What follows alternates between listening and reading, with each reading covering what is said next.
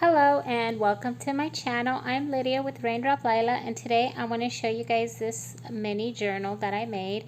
I actually have a couple of videos on how I worked in this, and I actually use this for, I used the Junk Journal July prompts as inspiration for filling out this journal. And I think that I will leave this in here. You don't have to keep it, but it kind of gives you kind of different things you can do in a journal. I'm actually going to be listing this to sell, and I'm going to use PayPal to sell this. I will have a tracking number and everything for you, but anyways, I'm going to go ahead and do the flip through of this mini journal. And here's the side view. I think it's so pretty. Okay, so this journal has this crisscross spine, and I have a tutorial on how I did this, and I think it's so pretty. I just love the way that came out. And a lot of these digitals are from my Etsy shop, although like this right here is actual scrapbook paper. This here is actually some tissue paper, and this on the back, this paper here is actually my husband's Bible study notes. So you guys get that. This is like a verse. I used a lot of my Rosie digitals in here. And so this opens up. Let's see. So this is basically just for some journaling. Okay, wait, it goes this way. So I love this. It's like a little journaling spot. You can actually journal, or you can add a verse or song lyrics. That's how I like to use this. And this just kind of ties up right here with this into a bow.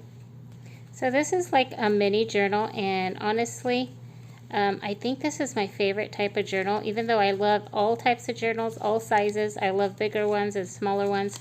I think this is probably my favorite, just my favorite size journal. Let's see, I'm going to try to tie it again. I wasn't really happy with the way the bow looked. So I'm turning it upside down because my bows always come out better when I tie them upside down. So anyways, I love this size journal. I actually have a journal this size that I'm working on right now. I was going to use this for myself, but I decided to actually list it because I have like 4 journals I haven't completed yet. So I think that I'm just going to offer it up. So I have this one that I'm still working on, and this is kind of like memories from my childhood. And I just love the size. I think it's so great. I think that the pages come together really easy because of the small size. And I love when I go in and embellish it. I feel like it has a big impact because of the size. I don't know if that makes sense. So that's kind of my inspiration for this. So this is a little Polaroid. And I have this that comes out, and I think this is so cute. The idea with this is that you have the couple here, and then you have them here when they were younger. I thought that would be so cute. It's not actually the same couple, but I kind of try to kind of make it that way.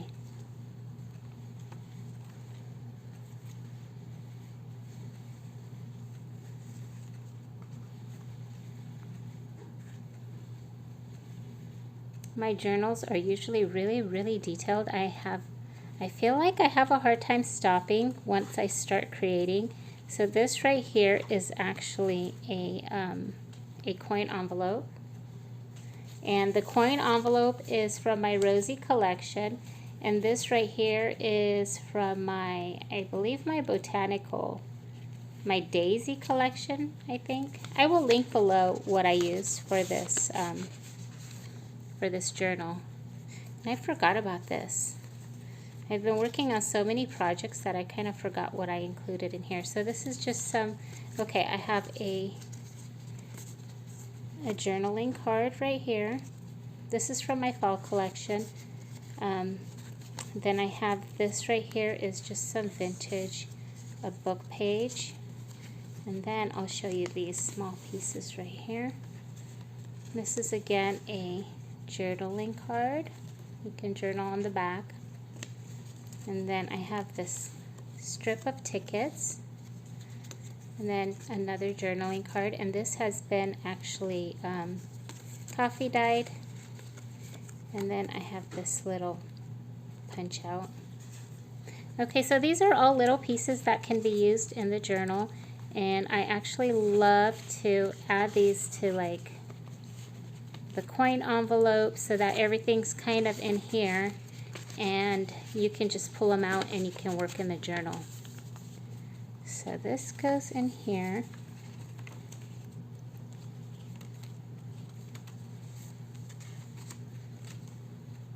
Then this is clipped on here. Hold on. There we go.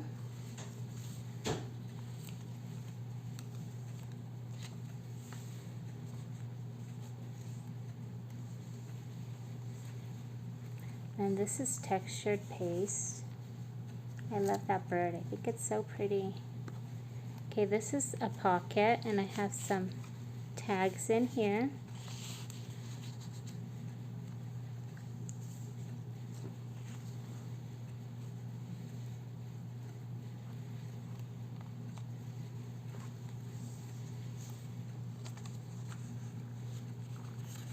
So this is just some old paper. I love this. I love the yellowing, and it's so pretty to journal on or to collage on top of. Okay, I have this. This is so cute. This is actually a little deer that came into our yard, and we were feeding it. They love, love, love bananas. I'd go out there with bananas, and they would I'd get like a herd of them coming to get bananas from me.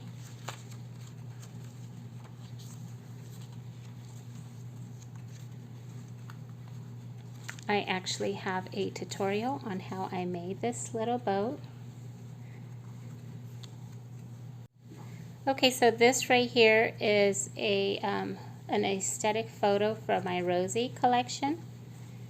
And this right here is a little pocket, and I decorated with a ruffle and with this little tool, and then I have the Tim Holtz cut out right here, and I have these little pieces here. Again, these are from my Rosie collection. Let's see, and it's not focusing. Come on, focus. Okay, here we go. So these are just from my Rosie collection. Some verses and a tag, and they just get tucked in there.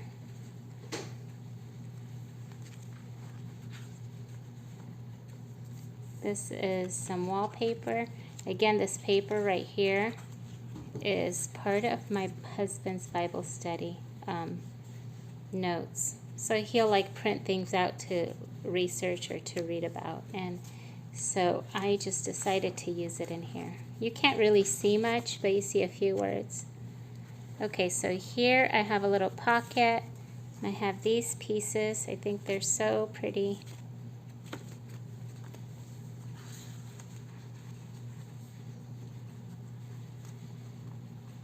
Okay, and that is not focused. Here we go.